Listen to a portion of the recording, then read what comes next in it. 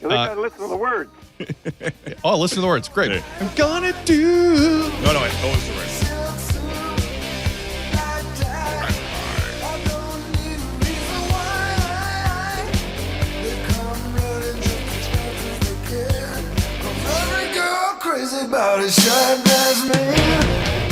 And that sharp-dressed man is on the line with us right now, Don Cherry. How are you, sir? Got to tell you about basketball, okay?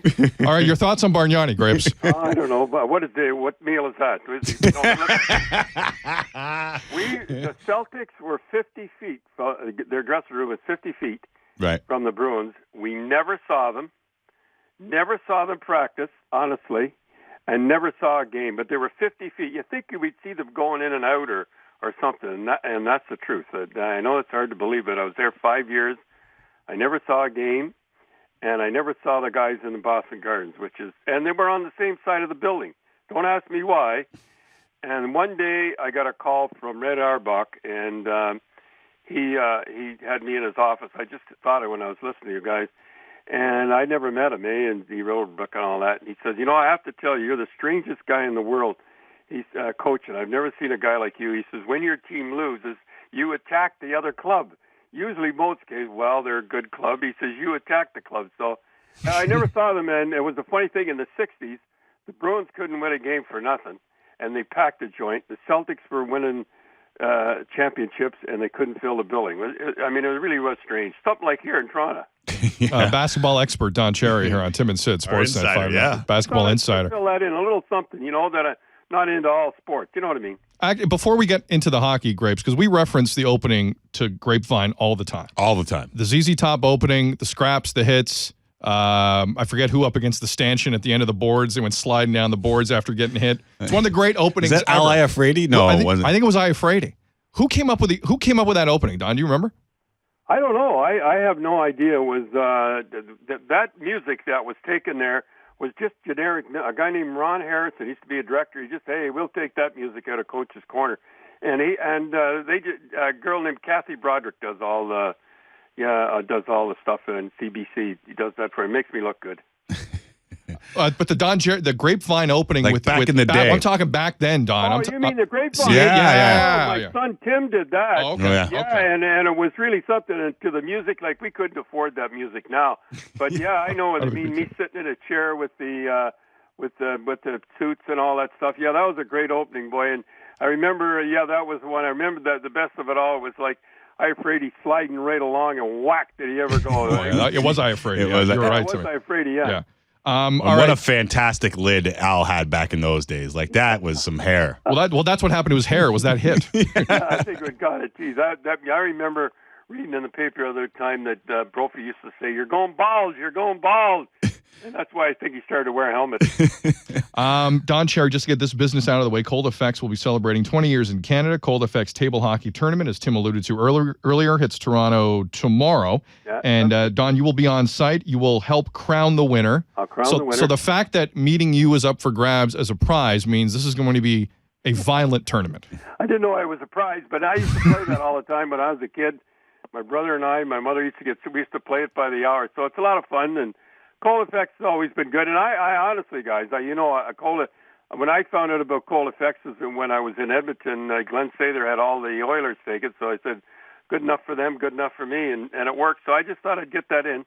www.cold-fx.ca if you'd like to enter and or attend. Don, earlier today, Nick Kyprios caused a stir on that Twitter thing by suggesting that the talks between Dion Phaneuf and the Leafs started at 7 years and $50 million. What's your take on that number? That's 7 years, yeah. You got to go.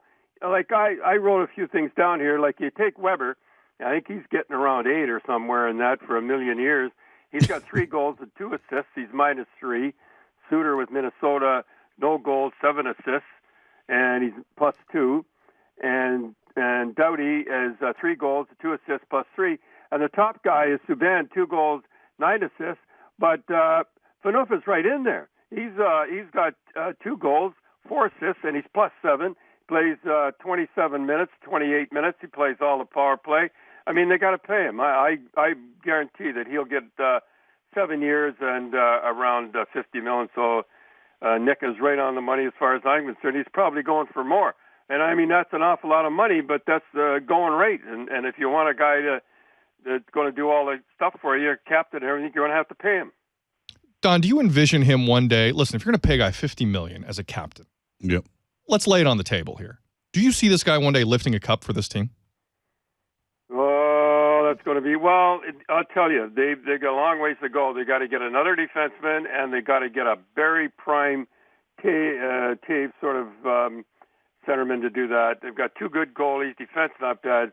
But the way it goes now, and it's not like the old days when Montreal and Boston and the Island and guys like that, it was automatic. So it's going to be a long time, but at least they play entertaining hockey.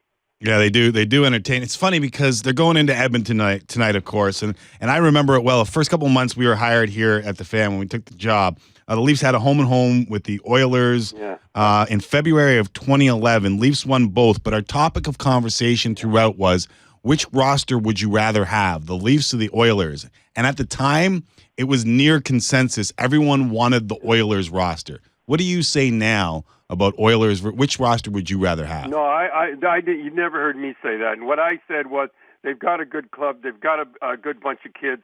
They're not big enough. They're not tough enough. The kids are going to get hurt all the time. They've got to be protected. Remember, Dorsett a couple of years ago picked a fight with Hall and twisted his ankle and stuff like that. Yeah. They're always injured. That's the trouble. They've got too small a club. They're always injured. They have no goalie now. Dubik's doing nothing. But, I mean, that's not the fun. They've got a good little core there, but you got to have some big players to have a little fear. Everybody takes advantage of the guys. Look at Hall's out again. That guy stuck his knee out, planted his knee to get him. There's no fear whatsoever. So they're a long ways away as far as I'm concerned. And if I had been him, if I had been the guy going after somebody, I would have gone after that Bernier. I would have given up one of the golden kids or something to get him, because he's going to be in the league a long time. So they got a long ways to go as far as I'm concerned. Don, is it a situation? I mean, the Leafs-Oilers trade talk was there for a bit, but is Reimer playing so well right now, it's almost dumb to think of it? Or do you think he's still a piece out there? Hey, he never really played bad. He let in about 2 or 3 bad goals. I mean, he was smoking when he got hurt last year. And I'm not, don't count him out yet of being number one either. I mean, I've always been in his corner. I mean, he was, man, this silly stuff about he doesn't have a hand and all that started last year. And if they blame him for that collapse, it wasn't at all. It was the whole team. So I'm not counting out him being number one. They are so fortunate to have these two guys. I mean, I just mentioned Edmonton. They don't have one. Look at Philadelphia. Philadelphia had either one of these guys would be knocking on a playoffs right now. It's funny. We hear you talk about the Leafs a lot and how you're not shy about your affinity for the team. If you're flipping around on a Wednesday or a Thursday, what team are you looking? What guys do you like watching these days? I like watching Colorado. Yeah, that's my team. I mean, that first line of Downey, Duchesne, and O'Reilly. That's the way hockey should be played. I'll tell you, boy, and they give me chills the way they play. And like I said, when everybody made fun of Patrick Waugh, how can he control the team? He can't control himself. I knew what he was doing. McKinnon got a little knee there, and he was showing I looked at the bench along. They're all smiling and happy and everything. I mean, he's got them. They'll go through a wall for that guy right now. So, team I like to watch the most, there's no doubt, is Colorado, and next is the Bruins. All right, which team do you hate watching? Oh, I can't say that. Does it rhyme with Duffalo? There's about 10 I hate watching, but I like it. I like it going pretty good. And I watch hockey every day. If I'm not out watching the kids, I've noticed a couple right now that you guys and everybody's going to be talking about in about 4 years. But I like Colorado. That's my favorite team to watch right now. Matt Duchene's playing his way onto that Canadian team, possibly. Yeah. Man, I tell you, I mean, if they don't invite this kid, he'll make that big ice service. He'll drive them nuts over there. Yeah, we were just talking about that Avalanche team, about how much fun they are to watch on that center ice package. Don, I have to get your opinion on something. It's the debate that we've been having on this show, and hear me out on this, because I constantly wrestle with the idea of fighting in hockey because, one, I understand its place. I understand the system of checks and balances that I believe surround it. But I'm also big on player safety.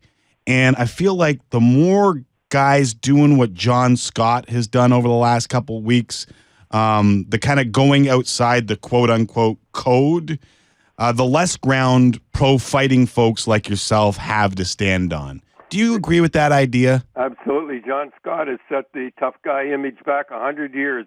I've never seen a tough guy act like him. First of all, he attacks a little Kessel, 5'10", for no reason at all, and then he takes a run at the Swede there. I mean, he is not. And I tried to explain in Coach's Corner, that guy, that coach over there keeps him and sends him out like a mad dog the last 5. You cannot. I had the toughest team in sports, not hockey, the toughest team in sports.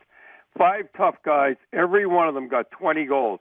If you don't play, then you shouldn't sit in the bench. Now, Carlisle does a great with Orr and McCollum. He plays them about 8 minutes, which they should be. I'm with you. I don't ever want to see guys like Scott running out and maiming guys like that. Tough guys never attack Europeans. They never attack somebody smaller than them. They always take their own on. And look, it's 2 guys that want to go. If they get hurt, that's their business. I mean, I did it up until about 14 years. That's my business. That's what I get paid to do. I don't know why these people that don't like fighting, all they have to do is the players voted 98% for it, the coaches like it, and the fans go nuts over it. So if you don't like fighting, you're not quite in the mix as far as I'm concerned. It's funny, Don, because I looked at your teams, and I remember those teams very fondly. I remember watching Grapeline and seeing Stan Jonathan do what he did. But it's like Stan Jonathan was 5'8", 175. He scored 40 goals in junior, if I'm not mistaken, with Peterborough. John Scott is 6'8", 270. Yeah. And he hasn't had 27 points, not goals, 27 points in 7 seasons of pro hockey. Well, you're absolutely right. And Jonathan got 26 goals for me. Yeah. He fought a guy 6'3", Pierre Bouchard. You remember what happened then? Yeah, there's a little blood there. I'm with you. I just don't. I like the enforcer. I think John Ferguson was the very first one that Sammy Pollock went out and got him. In Bobby Orr's book, he even talks about that people were taking liberty with John Belleville. And so what happened was he went out and got him off Cleveland. I'll never forget I played against him in Cleveland, John Ferguson. And if you look sideways at Belleville, it was over. And the same thing with Gretzky. He had free reign. He could do anything he wanted. Everybody thought there was a rule. Couldn't hit him. It was Semenko and McSorley. The same thing with Bossy. They had Gillies, remember that? Nystrom. Yeah. They were protected. The reason that Crosby's is hurt all the time and everything is that there's nobody protecting him. He's always yapping at guys like, if you look at the last game, who was the guy that went after him the last game and was giving him a hard time all the way to the bench? Forget. Anyhow, he shouldn't be yapping at guys and having to put up with that. But there is a place for fighting, and I know people that are listening out there, fighting. But we play with a club in our hands. We're going 20 miles an hour, and we're in steel blades. So, as Bobby Orr said, it's better to fight, drop the gloves. And everybody said about Paris the last time. Well, Paris, it was an accident. Orr didn't do anything. He fell. It was the same thing as if he went into a corner. So I know it's hard to talk to people that are anti-fighting in that, but believe me, it's been in there since 1910, and it'll always be in there as far as I'm concerned. But do you think that the guys that you romanticize in this role, like Semenko, who was 215 tops, and he scored, I think it was like 27 in the WHL, like it's just different now? Well, there are different, but there is still tough guys that play. There's no doubt about that. Right. It's I think you're referring to like the guys that play 8 or 9 minutes. Yeah, there are guys like that. But listen, Orr, he plays every period. He had him out there when he was behind. Now, you can have guys like that. Right. He's on the fourth line. Naturally, he's not going to play as much as the second and third. The only reason that my team had 11, 20 or more goal scorers, and I know everybody can't believe that, but it was true, is that when we get up a big score, I'd always play the third and fourth line. And that's why they got so much ice time. Right. I would still play Orr more and that there, but yeah, I agree with you. I agree with everybody that you can't have a mad dog sitting on the bench playing 1 or 2 shifts and sending him out there to get somebody, especially when he goes out and gets the wrong guys. Yeah. Don, we appreciate it. We got 30 seconds left. I got to ask you, how many more years are you going to be doing Coach's Corner? I don't know. Everybody asks me that. It's like they want to get me on. No, I'm not suggesting anything. It seems like it's your call. The first time I go there and I'm not nervous and I'm not having fun and I can hardly wait till Saturday. the first time that happens, then I'll know it's time to get out of there. Hey, I've had a good run, and even if they fire me, I've had a good run. So as long as I'm healthy and having a good time, I'm going to stay. Don, always edutaining. Thanks a lot for doing this for the first time with us. Okay, see you. Tim and Sid. Toodaloo.